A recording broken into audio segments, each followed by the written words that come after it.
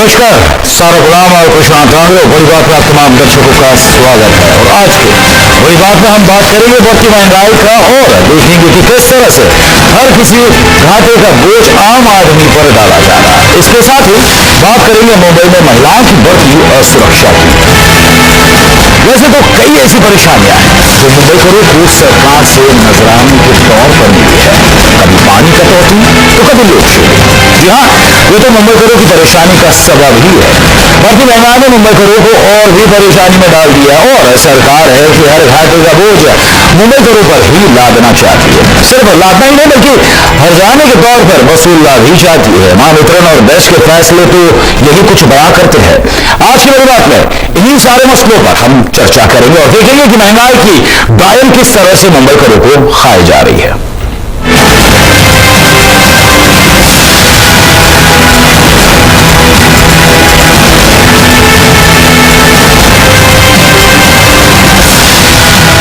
महंगाई के मोर्चे पर सरकार एक हरी हुई लड़ाई लड़ रही है। बिल्कुल, क्योंकि इसका एक और सबूत है यहां पर सामने आया है, क्योंकि 15 अक्टूबर को खत्म हफ्ते में खाने पीने की वस्तुओं की महंगाई दर 11.5% के करीब पहुंच चुकी है।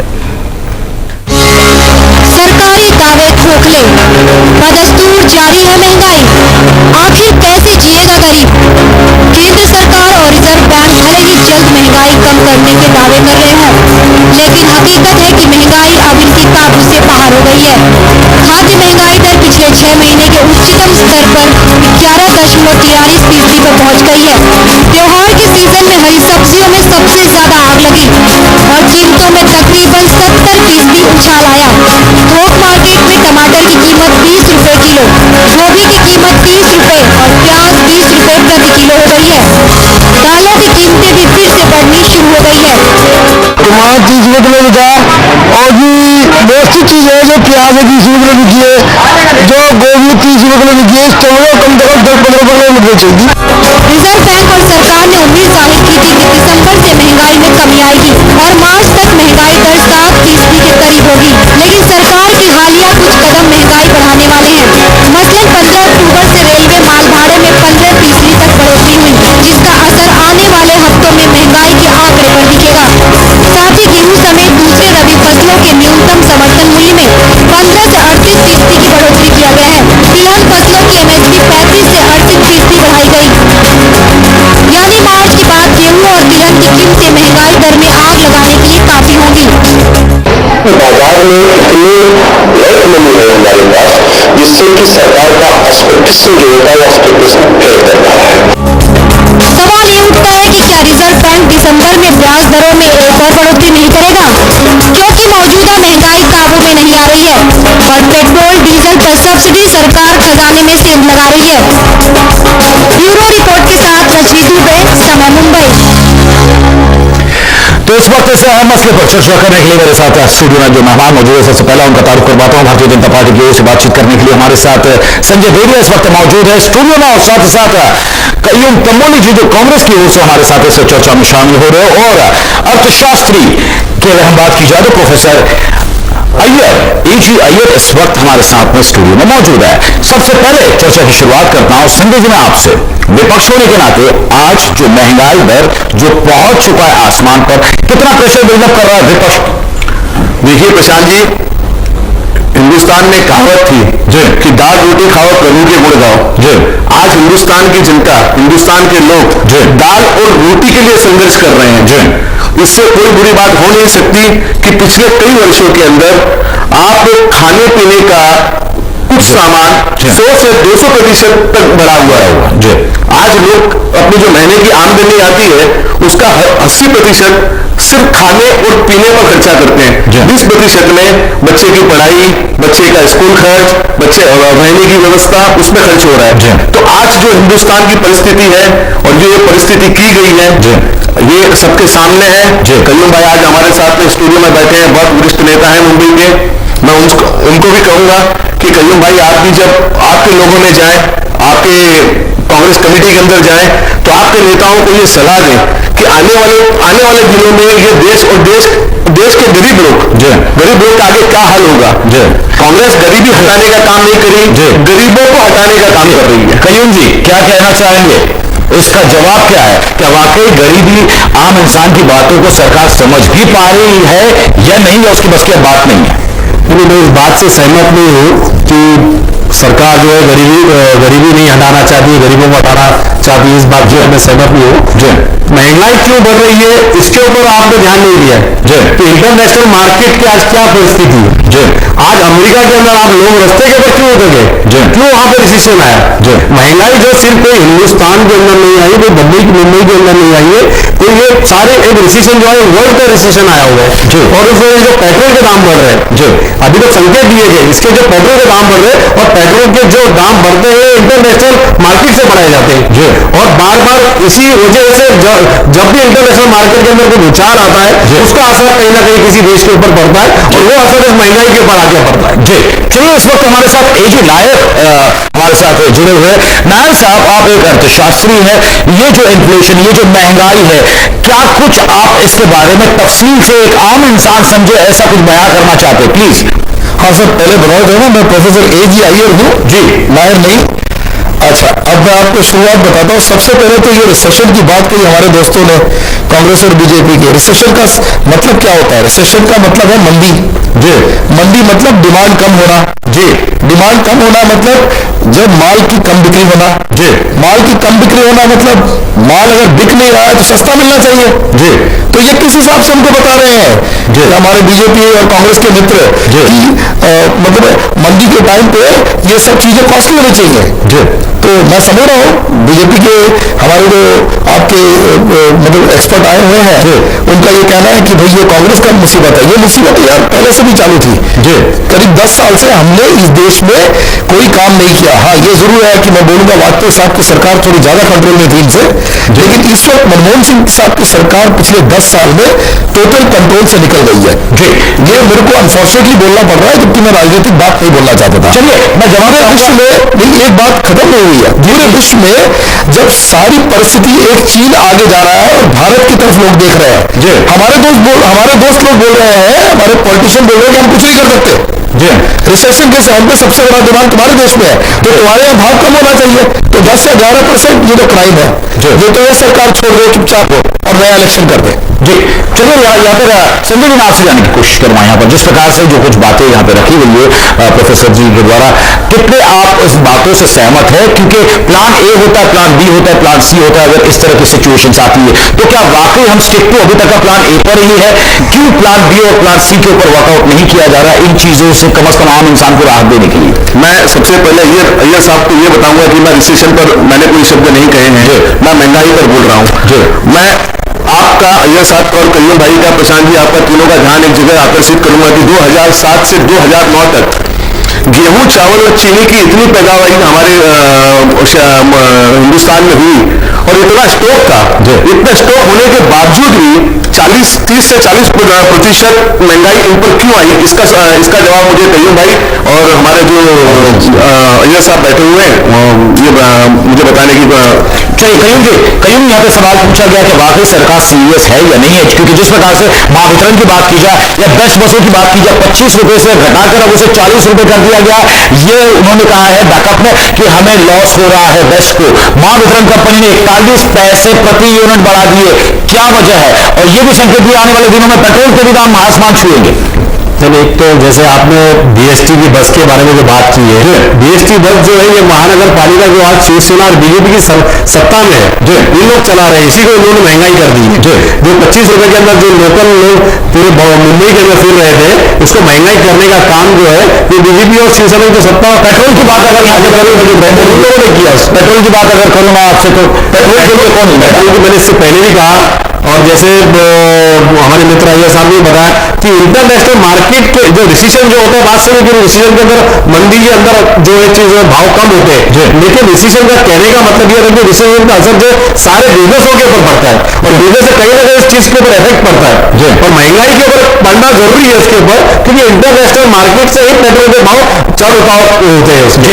अय्यर साहब, मैं यहाँ पे आपसे जानने की कोशिश करूंगा, जिस प्रकार से यहाँ पे जो बातचीत निकल के आ रही है, यानी कहीं ना कहीं सिर्फ और सिर्फ एक आश्वासन है, चाहे सरकार हो, विपक्ष हो या सत्ता पक्ष हो, बावजूद इसके एक आम इंसान इस महंगाई के साथ जीने के लिए मजबूर है, उसके जेब पे सरासर डाका डाला जा रहा है। सेफ साइड में सरकार के भी हम सब्सिडी दे रहे हैं, लेकिन किस हद तक का ये कारगर साबित होती है? देखिए, सबसे पहले मैं आपके इनके पेट्रोल का जवाब मैं देना चाहूंगा। Please sir. देखिए, पेट्रोल की जो आपने प्राइसेस बढ़ाई है, इससे आपने देश का सर्वप्रथम नुकसान किया है। जी, ये क्रॉस सब्सिडाइज डीजल को किया जा रहा है। जी, आज मैं आपको बता रहा हूं, केवल हमारी गाड़ियां नहीं चल रही है डीजल में, आज डीजल की कारें कंपनियां बनाने को तैयार है, उनकी इकोनॉमी आ गई आगे। और डीजल जो है वो सब्सिडी में है, 40,000 करोड़ की हमारे ऑयल कंपनीज के नुकसान है उसके अंदर। और वो जो क्रॉस सब्सिडी है उसको उठा के पेट्रोल के प्राइस इंक्रीज किए जा रहे हैं। चीन के अंदर पेट्रोल और डीजल के भाव में केवल ₹1 का फर्क है। अमेरिका में जाएंगे 50 पैसे का फर्क नहीं होगा। तो ये सबसे पहले इस तरह की जो अर्थशास्त्र के खिलाफ जो काम करने का काम है, ये सरकार बिल्कुल नहीं करे। मैं बिल्कुल बोलना नहीं चाहूंगा, पॉलिटिक्स भी नहीं करना चाहूंगा, मैं चाहूंगा कांग्रेस इसको आंखों को खोले। ये सब्सिडी जो 40-50 हजार करोड़ है, आपका नुकसान हो रहा है। आप ये डीजल कार वाले जो कार खरीद रहे हैं, उसकी कार को क्यों बढ़ा रहे हैं? रोड की कंजक्शन कर रहे हैं, सड़क नहीं बना रहे हैं। देखिए, हर चीज पूरी इकोनॉमिक्स के एंगल से नहीं ली गई है। इस देश में केवल पॉलिटिक्स हो रहा है। चलिए, इस देश में राजनीति हो रही है, ये तो बात हर एक आम इंसान आपके साथ है, हर एक आम इंसान जानता जरूर है। लेकिन जहां तक अगर संजय जी मैं बात करूं, तो क्या वाकई विपक्ष के नाते विपक्ष के पास भी तो कुछ प्लान, कुछ सजेशन सरकार को होनी चाहिए? क्योंकि इस परिस्थिति में एक आम इंसान ने अपने नेताओं को चुन के दिया, सरकार बनाई है, विपक्ष बनाया है, तो क्या वाकई सरकार को यह आला नेतागण क्या वाकई आम इंसान की मजबूरी को समझ भी पा रहे हैं, या सिर्फ और सिर्फ उसे उसके हाल के ऊपर जीने के लिए मजबूर छोड़ दिया गया? प्रशांत जी, विरोध पक्ष होने के नाते हम आपके साथ बात कर सकते हैं, हम चर्चाएं कर सकते हैं, लोगों में जा सकते हैं और विधानसभा के विपक्ष में जब हम खड़े होते हैं, जहां बोलना है वहां बोलते हैं, करना सरकार को होता है, सारी के सारी पावर सरकार के हाथ के अंदर होते हैं। जैसे मैंने अभी करीम भाई से पूछा कि 2007 से 2009 तक जब देश में पैदावारी अच्छी हुई, जब गेहूं अच्छे हुए, चावल अच्छे हुए, तो महंगाई कहां से बढ़ गई? तो ये कालाबाजारी जहां हो रही है, उसमें सरकार क्या कर रही है, मैं ये पूछना चाहता हूं। और यहाँ पे कईयों को मैं आपसे जानने की कोशिश करूंगा, क्या कुछ रिएक्शन रहेगा आज जो ये हमारा डिबेट हो रहा है? आपने दोनों उस बातें सुनी, अर्थशास्त्री प्रोफेसर अय्यर साहब की भी बातें सुनिए, संजय जी ने अपने पॉइंट ऑफ व्यू रखे। क्या वाकई सरकार की मंशा है भी या नहीं है, या फिर सरकार सिर्फ ये कहती है कि क्योंकि हमारे प्रधानमंत्री एक इकोनॉमिस्ट है और वो जी तो कोशिश कर रहे हैं महंगाई को दूर करने की, लेकिन दिन ब दिन इन्फ्लेशन रेट जो है बढ़ता जा रहा है, महंगाई दर बढ़ती जा रही है, महंगाई बढ़ती जा रही है, आम इंसान का वाकई जीना मुश्किल हो गया है। तंबोली जी, क्यों नहीं सरकार सीरियसली इसके ऊपर काम कर रही है? सरकार इस मामले में सीरियस है और सरकार सक्षम है इस चीज को निपटने के लिए, और सरकार ने ही सब्सिडी की वजह से जो महंगाई का जो स्तर जो बढ़ रहा था उसको रोकने का काम सरकार ने ही किया जी, और सरकार सक्षम है इस चीज के लिए। जो सरकार जितनी सीरियस है उतनी मैं नहीं समझता कोई और विरोधी पक्ष कोई सीरियस है। जब बीजेपी की सत्ता थी उस वक्त क्या महंगाई नहीं थी? उस वक्त भी तो महंगाई थी, लेकिन आज शायद आप लोग सेक्टर क्यों बाहर से मंगाई थी? क्यों हो रही थी आपने? क्योंकि यहाँ पे जब निर्यात कम हो रही थी, महंगाई बढ़ रही थी, आप लोगों ने वहां से किया। चलिए, आरोप बोले जो आरोप और हिंदुस्तान का जो था, आप लोगों ने वहां पे इसके आरोप रखा था, बीजेपी ने किया था। चलिए, आप सरकार से आप आरोप लगा रहे, चला रही है एक दूसरे पे, आप आरोप लगा रहे हैं, लेकिन चलिए ना आपके सामने वो तो सारे आपके सामने वो सरकार का ठेकेदार ठहराना ये गलत है। एक आम इंसान, आम मुंबईकर आज इस बढ़ती महंगाई के बारे में वो क्या कुछ सोच रहा है, जरा उनकी भी भावनाओं को हम सुन लेते हैं और उसके बाद चर्चा को आगे बढ़ाएंगे। सबसे पहले देखते हैं मुंबईकर क्या कहना चाहते हैं। क्या करें, हमारे को समझ में नहीं आ रहा है। अभी जिस तरह से एक वाले देशों को बदलाव जो पेट्रोल का भाव बढ़ेगा, जनता क्यों नहीं आएगा? अभी महंगाई बढ़ेगी, वो महंगाई बढ़ेगी तो जनता जाएगी ना। जब जनता ही नहीं रहेगी तो राज किसके ऊपर करेंगे? थोड़ा भाव बढ़ने से अनाज का भाव बढ़ रहा है और हमारे पास गाड़ी है, ऐसा लगता है उसको बंगाल में खड़ा करना पड़ेगा। समझे, बहुत बहुत टेंशन में आ रहे हैं जनता ये बढ़ने से। गरीब आदमी को एकदम से मर गया। अभी मैं बाइक चलाता हूँ तो मेरे को अभी बाइक में ऐसा लगेगा कि म्यूजियम में रखना पड़ेगा। और अभी ये जो सरकार है गरीबी हटाओ वाली डाउन नहीं कर रही है, गरीबी हटाओ नहीं, मतलब गरीबों को हटाओ वाली डाउन कर रही है। ऐसे ही पेट्रोल के भाव दिन ब दिन अगर बढ़ने लगे तो जनता के लिए बहुत परेशानी की बात हो जाएगी और आगामी दिनों में जनता फिर से साइकिल या घोड़ा गाड़ी का इस्तेमाल करने पर मजबूर हो जाएगी। तो सरकार वाकई जिस प्रकार से बयान देती है, ये वो आम मुंबईकर है जिन्होंने अपनी बातें रखी है सरकार के खिलाफ, और आम मुंबईकर की इन बातों को, इन मसलों को हमारे तमाम मेहमानों के साथ में हम चर्चा जारी रखेंगे। लेकिन फिलहाल यहाँ पे रुकते एक छोटे से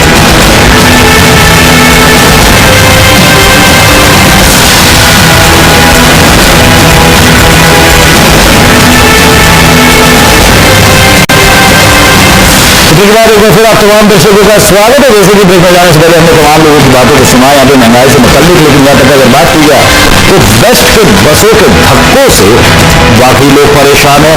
और जहाँ तक बिजली की बात है तो महावितरण ने अभी एक और झटका देना शुरू कर दिया है, यानी एक तरफ बिजली का झटका, दूसरी तरफ बसों का खड्डा।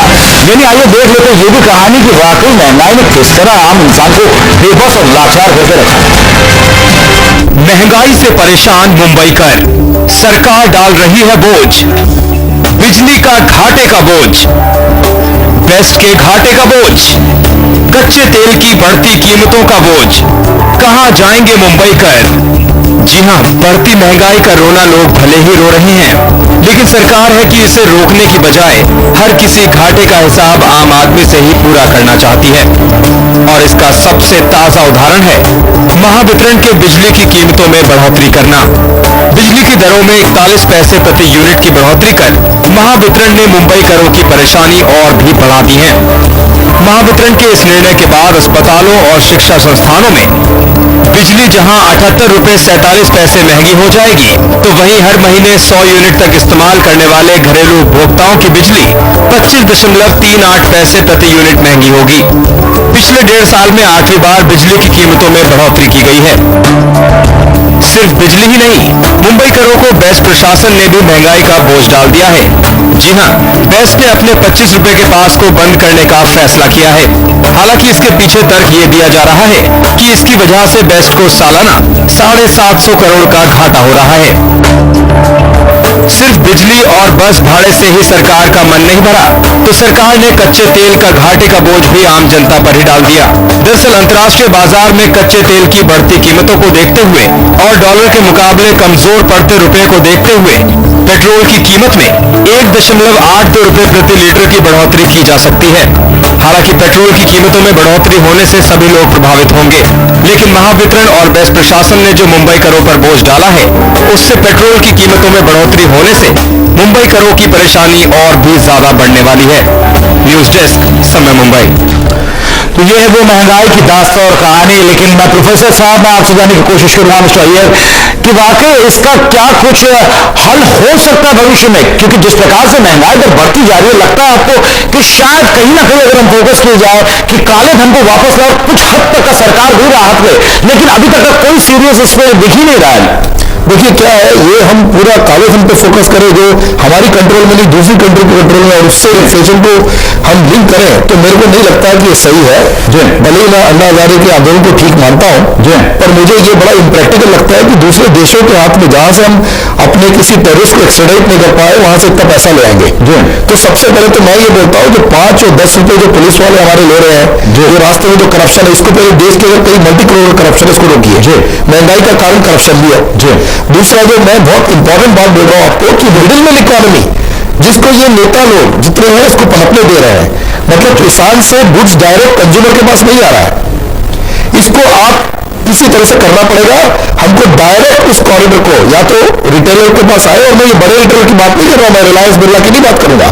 हमारे देश में जो छोटे किरानों की दुकान है उसको माइक्रो रिटेल का दर्जा दिया जाए ऑफिशियली, इनको अकाउंटिंग और बाकी चीजों की शक्ति दी जाए, इनको पीडीएस के अलावा ऑल्टरनेटिव रूट माना जाए, इनको सस्ते माल दिया जाए, और ये डायरेक्ट फार्मर से लॉजिस्टिक्स के थ्रू आना चाहिए।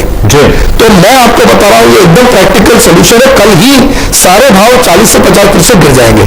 क्या लगता है वाकई आपको तंबोली जी जिस प्रकार से एक सजेशन आपको दिया है सरकार को, क्या इस सजेशन को आप सही या गलत मानते हैं, या सरकार के पास इसके अलावा भी, इस सजेशन के अलावा भी कोई पर्याय है कि वो आम इंसान को महंगाई से दूर रखे? अय्यर साहब ने जो सजेशन दिया, मैं तो ऐसे सजेशन को वेलकम करता हूँ कि उन्होंने सही सजेशन दिया है कि जो इसकी चीज के अंदर सुधार होना चाहिए। जो करप्शन जो 5 रुपए 10 रुपए स्टार्ट होकर कहीं ना कहीं बढ़ते जाता है और वो महंगाई के ऊपर असर करता है। इस बात से मैं भी सहमत, और उन्होंने जो सजेशन दिया है बिल्कुल उसे मानना चाहिए। और जहां तक संजय जी मैं बात करूँ, आपको सजेशंस आ रहे हैं, सरकार की मंशा है, विपक्ष अपना प्रेशर बिल्डअप कर रहा है, फिर चीजें इंप्लीमेंट क्यों नहीं हो रही? प्रशांत जी, मैं आपको एक बात बताना चाहता हूं कि पिछले माननीय सोनिया गांधी जी ने पिछले 3 वर्षों में इन्होंने विदेश की 18 यात्रा की है जी, और 18 यात्रा में 1800 करोड़ रुपए का खर्चा आया है जी।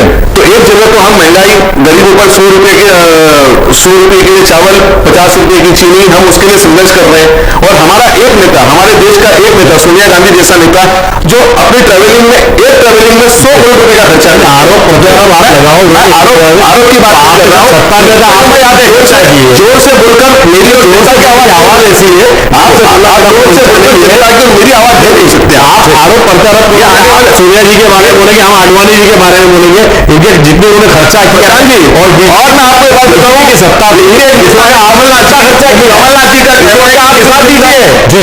चलो आपने किया जिसका भुगतना आज हमको पता है। ये बताऊं, ये सत्ता यदि बीजेपी ने जितना कर्ज करके आज जो स्टेज पे लाकर के खड़ा किए, ये सारी जनता, और आज कमलनाथ जी ये सारी आपकी देन है कांग्रेस के। ये कहते हैं सारी गरीब लोग ज्यादा खाते हैं, गरीब लोग ज्यादा खाने से महंगाई बढ़ती है।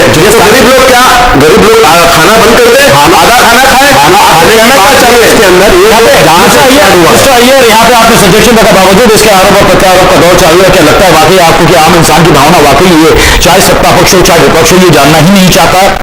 देखिए, अगर हमारी जो 2 मेजर पार्टी है कांग्रेस और बीजेपी, मैं अपने दोस्तों को बताऊंगा जी कि थोड़ा उठिए अपनी पॉलिटिक्स से जी, और एक राष्ट्रीय लेवल पे सोचिएगा इसको जी। भले कोई भी आप में से जीते और सत्ता में आए, क्या हमारी देश की टक्कर क्या चाहे चीन से नहीं है जी? क्या हमारी टक्कर जर्मनी से नहीं है जी? क्या अर्थशास्त्र में हमें अपने लोगों को तगड़ा नहीं बनाना है जी? क्या हमारे लोग उतनी बिजली वापरे नहीं जिससे कि वो आगे निकले? क्या आपको लगता है अय्यर साहब, आपको लगता है भ्रष्टाचार ही एकमात्र जड़ है जिसकी वजह से आज महंगाई से हर एक आम इंसान जूझ रहा है? भ्रष्टाचार सबसे बड़ा जड़ है, एकमात्र नहीं है। भ्रष्टाचार को खाली रोक के नहीं होगा आपको। मैंने आपको बताया मिडिलमैन इकोनॉमी जी, जो ये मध्यवर्ती जो बीच का बिच्छू जो बना हुआ है, जो किसान हो, जो उत्पादक हो, उसके और कंज्यूमर जो कि ग्राहक है, इनके मध्यस्थ करने के नाम पे लूट खसोट कर रहे हैं जी। इसकी माफिया को तोड़ो, इसमें कुछ आपके भाई लोग इन्वॉल्व है। चलिए चलते चलते मैं आखिरी में अपने दोनों मेहमानों से यहाँ पे इंसिडी में जाने की कोशिश करूंगा। संजय जी, क्या वाकई महंगाई को सॉल्व करने के लिए भ्रष्टाचार जो एक बहुत बड़ा रोल यहाँ पे प्ले कर रहा है, जिसके लिए काफी मुहिम अन्ना हजारे ने मुहिम छेड़ी है, सरकार कहती है उनकी भी यही मंशा है कि वो भ्रष्टाचार को कम से कम करने की कोशिश करे। विपक्ष के नाते खुद लालकृष्ण आडवाणी भी जो अपनी रथ यात्रा निकाले वो भी भ्रष्टाचार के खिलाफ। तो आखिर यदि अगर सभी लोग अगर इसके पीछे लगे तो फिर महंगाई क्यों कम नहीं होगी?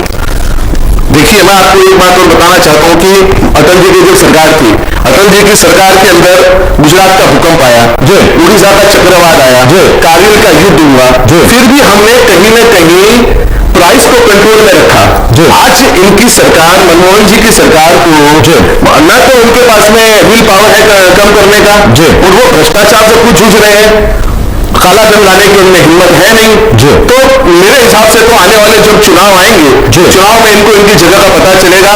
कुछ गलतियां हमने जरूर की थी जी, इसलिए वो सरकार, हम सरकार में नहीं थे। आप बोलने दें, आप बोलने दें यार, एक्सेप्ट नहीं, आप मुझे बोलने दीजिए। हम सरकार में नहीं थे, आज इन्होंने इतनी गलतियां की है, इसका पूरा का पूरा भुगतान आने वाले चुनाव के अंदर इनको करना हो। चलिए चलते चलते आखिरी में तंबोली जी, क्या सफाई देना चाहेंगे सरकार के पक्ष में? आप आज उस आम इंसान को क्या भरोसा देना चाहेंगे कि वाकई वो उसकी परेशानी दर्द समझ भी पाएगा, उसका दर्द का कुछ हल निकाल भी पाएगा, या इस महंगाई के साथ हर एक आम इंसान को जीने के लिए अब मजबूर कर देगी ये सरकार?